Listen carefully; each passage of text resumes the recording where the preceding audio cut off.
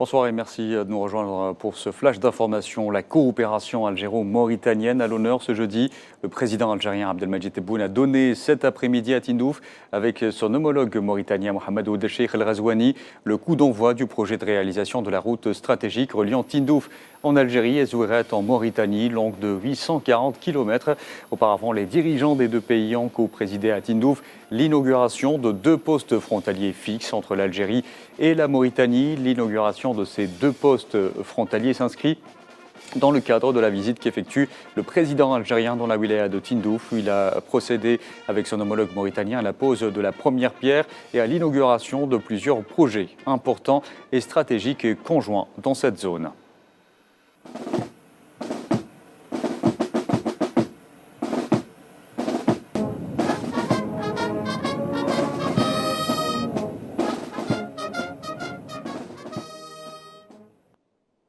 Et dans l'agression de l'entité sioniste contre la bande de Gaza avec 97 martyrs palestiniens en 24 heures, les bombardements font toujours rage dans la bande de Gaza au 139e jour de l'agression de l'entité sioniste. Un génocide qui a fait jusque-là au moins 29 410 martyrs et plus de 69 460 blessés. La plupart des victimes sont des enfants et des femmes.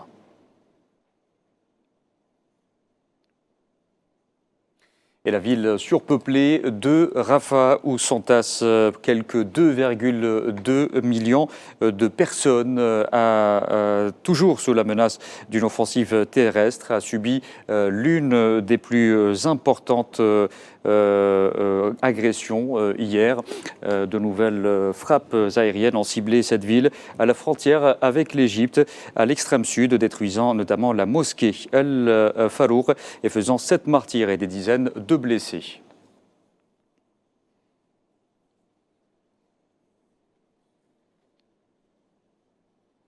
Et plus au nord, 19 Palestiniens sont tombés en martyrs et 34 autres ont été blessés lors d'une frappe aérienne sioniste contre un bâtiment du camp de réfugiés de Nusayrat dans le centre de la bande de Gaza. Les efforts de secours se poursuivent. Le nombre de victimes, parmi lesquelles figuraient des femmes et des enfants, pourrait encore grimper.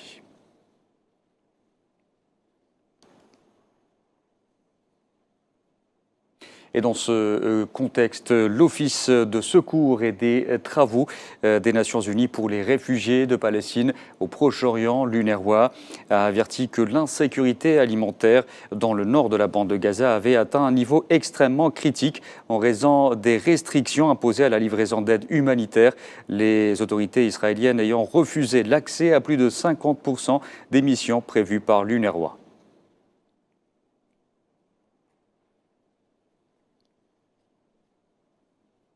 Et le blocage des aides humanitaires par l'entité sioniste a poussé la Jordanie et la Grande-Bretagne à larguer par avion 4 tonnes d'aide, notamment des médicaments, du carburant et de la nourriture, à l'hôpital Tal El-Hawa, dans le nord de Gaza, des aides acheminées par l'armée de l'air jordanienne.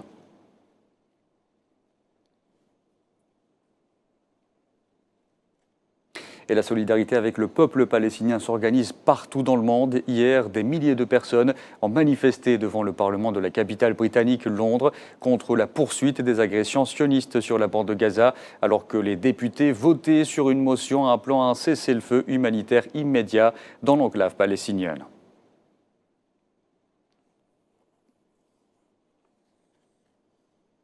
Et l'inaction du Conseil de sécurité s'est invitée hier à une réunion des ministres des Affaires étrangères des pays du G20 où le chef de la diplomatie brésilienne a fustigé l'inacceptable paralysie du Conseil de sécurité des Nations Unies face au conflit à Gaza et en Ukraine.